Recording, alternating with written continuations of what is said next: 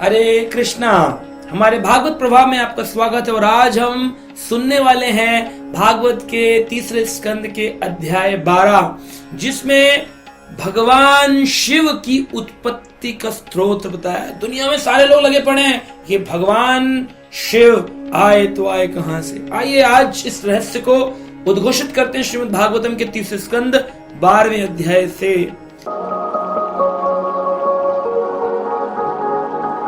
जहां पर ब्रह्मा जी ने जब सृष्टि रचना करने की विचार किया, जो कि भगवान कृष्ण के द्वारा उन्हें आदेश मिला था, तो ब्रह्मा जी ने सबसे पहले अपने मन से 4 कुमारों को प्रकट किया। सनक, सनंदन, सनातन, सनत कुमार, जिन्हें चतुष कुमार कहते हैं। ये 4 कुमार जो थे, तो ब्रह्मा जी ने प्रकट किया, बोले जाओ सृष्टि की रचना करो। चारों कुमार हाथ जोड़ के कहते हैं, पिताजी हम सृष्टि रचना नहीं करना चाहते हैं, हम अपनी तपस्या करके अपने को भगवान की सेवा में लगाना चाहते हैं। ये चतुष कुमारों ने, बाल कुमारों ने जब ऐसा कहा, ब्रह्मा जी उदास हो गए। बोले बताओ सृष्टि की रचना नहीं करना चाहते हो।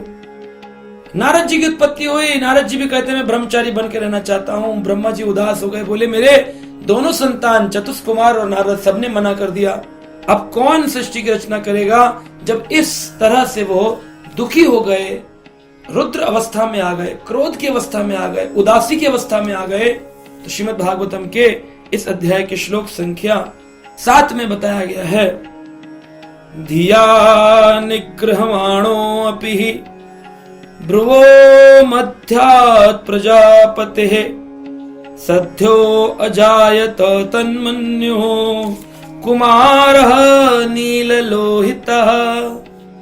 यद्यपि उन्होंने अपने क्रोध को दबाए रखने का प्रयास किया ब्रह्मा जी ने, किंतु वह उनकी बाहों के मध्य से बाहों के मध्याम प्रजापते यानी ब्रह्मा जी की बाहों के मध्य से कौन आए, तत्मन्यो कुमारः, एक मनु क्रोध से कुमार उत्पन्न हुआ, जिसका रंग कैसा था, नील लोहितः, नील और लोहित लाल।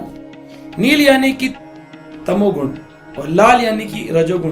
तमोगुण और रजोगुण से मिश्रित यह बालक प्रकट हुआ। जन्म के बाद वो चिल्लाने लगा कि हे भाग्य विधाता, हे जगत गुरु, कृपया करके मेरा नाम तथा मेरा स्थान बतलाइए, मैं कहां रहूंगा, मेरा नाम क्या है। अब ब्रह्मा जी बोले तुम मत चिल्लाओ, जैसा तुम चाहोगे वैसा ही मैं करूंगा। तत्पश्चात ब्रह्मा जी ने उनको रहने के लिए स्थान बताया। यानी शिव जी नीले और लाल रंग के प्रकट हुए, जिनमें तमोगुण और रजोगुण का मिश्रण था, ब्रह्मा जी की बाहों के मध्य भाग से। तो इसका मतलब क्या, ब्रह्मा जी तो जीव हैं, तो क्या शिव जी भी जीव हैं? नहीं, शिव जी जीव नहीं है। भगवान कृष्ण से शिव जी का प्रकट होता है। कैसे? जैसे दूध में इमली मिलाने से दही बनता है, ऐसे ही हरि में रजो तमो का मिश्रण कर देने से भगवान कृष्ण अपना एक रूप बनाते हैं, जिनको शिव कहते हैं, शंभु कहते हैं। ये भागवत में यहां बात बताई गई। ब्रह्मा जी ने उन्हें रहने के लिए स्थान दिया। हे बालक, मैंने तुम्हें निवास के लिए यह स्थान चुने हैं। कौन से? हृदय, क्योंकि जितना भी क्रोध होता है यहां दिल में दर्द होता है, हृदय में। इंद्रियां बड़ी वेग होता है, इंद्रियों के अंदर रजोगुण तमोगुण का वेग होता है। आंखें, कान, नाक बस संसार में लिप्त रहना चाहती है। प्राण वायु, आकाश, जब आकाश में तेज हवाएं चलती हैं, समझ लीजिए शिव जी का प्रकट स्वरूप हो रहा है। वायु तेज गति से बह रही है, तूफान आ रहे हैं, समझ लीजिए शिव जी प्राकट्य हो रहे हैं। अग्नि की तेज तेज लपटों में आप नीला रंग जब देखते हैं, समझ लीजिए नीले लाल रंग में नील लोहितः, यह शिव प्रकट हो रहे हैं। जल, जब सुनामी आती है, बाढ़ आती है, तेज गति से बारिश होती है, समझ लीजिए यह रुद्र प्रकट हो रहे हैं। सूर्य जब तेज उष्मा, तेज धूप गिराता है, उसमें शिव जी का वास है। चंद्रमा की शीतलता कभी कभी इतनी ज्यादा ठंडी हो जाती है कि लोगों को हृदय रोग हो जाता है, इसमें भी शिव जी का वास है। तपस्या, जो लोग तपस्या करते हैं, अपने को तपाते हैं, उसमें भी शिव जी का वास है। इस प्रकार ब्रह्मा जी ने उनको रहने के लिए यह स्थान दिए और कहा, हे बालक रुद्र, क्योंकि तुम रुदन से प्रकट हुए इसलिए तुम्हारा नाम है रुद्र। तुम्हारे 11 नाम होंगे, रुद्र के 11 नाम दिए। मन्यु, मनुहु, महीनस महान शिव ऋतध्वज उग्ररेता भव काल वामदेव धृतवृतः। ये 11 रुद्रों के नाम दिए। कहीं तुम्हारे 11 रूप होंगे और तुम्हारे हर रुद्र की एक रुद्राणी भी होगी, पत्नी भी होगी। उसका नाम ये रुद्राणी कहलाती हैं जो 11 पत्नियां हैं। ध्री, धृति, रसला, उमा, न्युत, सर्पी, इला, अंबिका, इरावती, स्वधा, दीक्षा।